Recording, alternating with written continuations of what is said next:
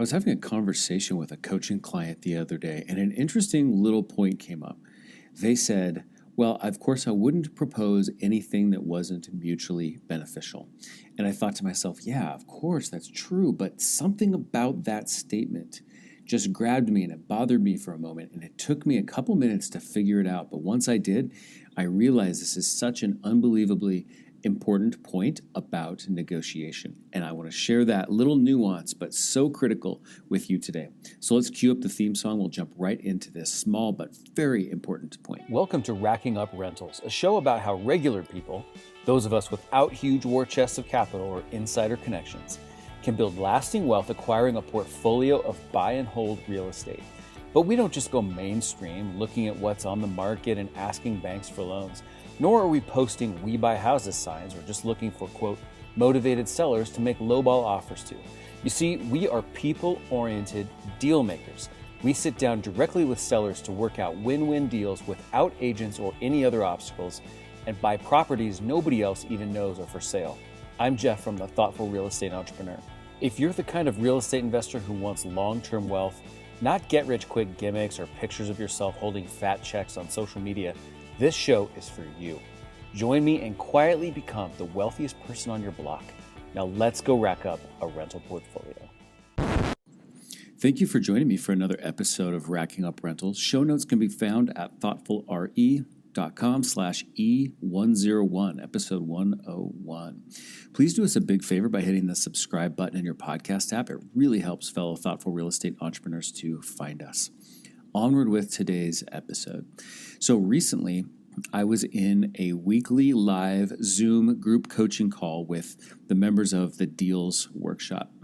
And a comment actually just came up kind of in passing. And one person said, well, obviously, of course, I would never propose something to this seller that wasn't mutually beneficial. And it just struck me. And I thought, gosh, obviously that's true, but there's something that just rang a little bit funny about that to me. And I started thinking about the words mutually beneficial. And I thought, gosh, that means win-win. I use the words win-win to describe exactly what we do all the time. Even in describing this podcast, it's about becoming a win-win deal maker. But what was it? There was something in the back of my mind that I thought just struck me as a little bit funny. And then I realized what it was, and I was able to articulate, luckily in that moment, what I was thinking. And this is a really, really important point. Is it true that we only do deals that are mutually beneficial? Yes. But is that the way we approach the conversation? No, it's definitely not at all. We don't approach the conversation framed in that way. Now, mutually beneficial implies that both parties have shared what their definition of a win would be, and then we have worked to create a win for both parties. But that's not really what we do as thoughtful real estate entrepreneurs. We make the whole conversation about them, about the seller. And if we say things like, well, I want to make sure that this is a win for both of us, we are making an assumption. We are making an assumption that they care if we get a win. And I can tell you right now that that is not necessarily a safe assumption. They are thinking about them. We want them thinking about them. We want to put the focus of our conversation and our negotiation on them. And so what happens when we're doing a really, really good job with our negotiation skills as thoughtful real estate entrepreneurs is we are learning what it is that they want. We are having the whole conversation be all about that.